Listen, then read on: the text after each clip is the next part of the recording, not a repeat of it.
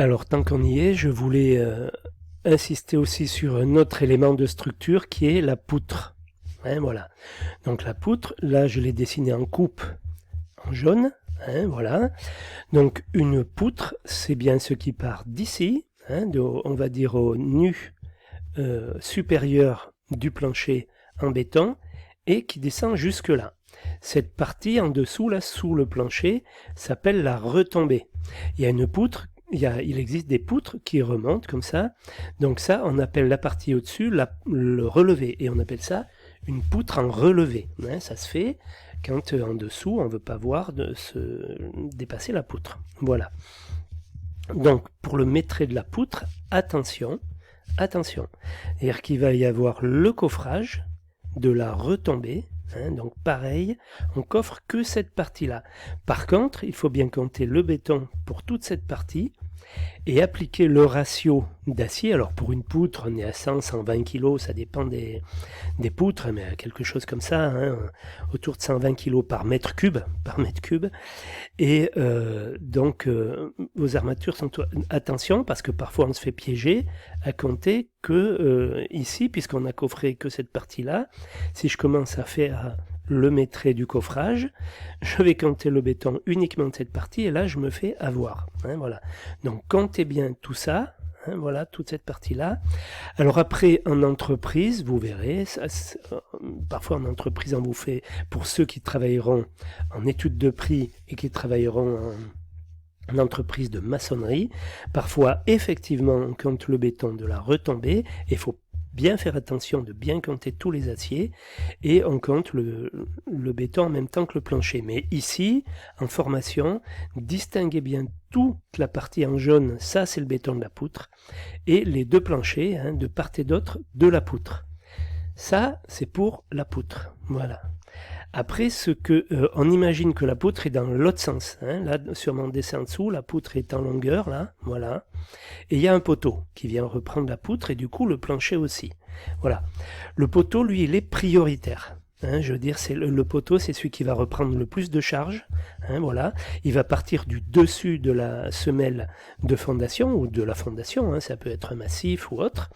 Et en principe, il va remonter jusqu'à la charpente, ou dans certains cas, enfin à la demande, jusqu'à un certain niveau. Voilà, dans la majeure partie des cas, de la fondation jusqu'à la charpente. Voilà, donc lui, il est toujours prioritaire. Hein, les aciers du poteau filent. On coupe jamais les aciers du poteau. Hein, voilà. Donc les aciers vont filer. La poutre va venir en appui sur le poteau. Hein, celle-là va venir en appui aussi. Hein, voilà. Et le plancher également, on appuie lui sur la poutre et le poteau, le cas échéant. Hein, voilà. Vous allez mieux comprendre en dessous. Voilà, donc ça c'est vu de dessus. J'ai mon poteau qui traverse le plancher, hein, les planchers, les poutres de part et d'autre, et les planchers de part et d'autre des poutres. Voilà. J'espère que c'est un peu plus clair pour que vous compreniez, j'allais dire, la façon de maîtrer. Hein. La priorité, c'est le poteau. Sur le poteau viennent s'appuyer les poutres. Sur les poutres viennent s'appuyer les planchers. Voilà l'idée. Hein. Voilà comment ça se passe toujours.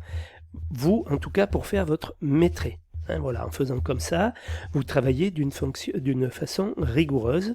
Hein. Ensuite, en entreprise, vous vous adapterez. Mais dans la majeure partie, enfin, c'est pas dans la majeure partie, on fait toujours comme ça, pour ne rien oublier et pour pouvoir prévoir ensuite les quantités de béton pour chaque ouvrage.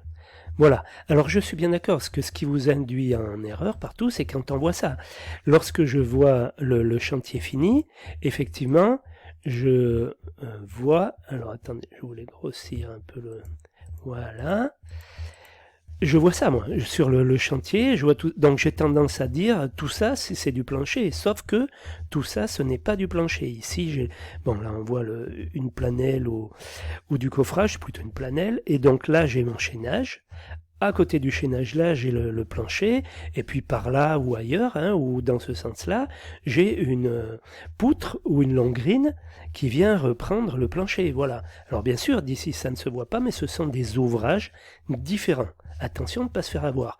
Pareil ici, donc là ils viennent juste de couler, donc là on voit les planelles, hein, on a les planelles, le chaînage qui est en périphérie, et puis ensuite le plancher qui vient au milieu, et de la même manière, s'il y a des poutres, en fait des longues grines, ou ici il y aurait un mur de soubassement qui viendrait reprendre le plancher pour éviter d'avoir des épaisseurs de béton très importantes, on pourrait venir également ici mettre un chaînage horizontal intermédiaire.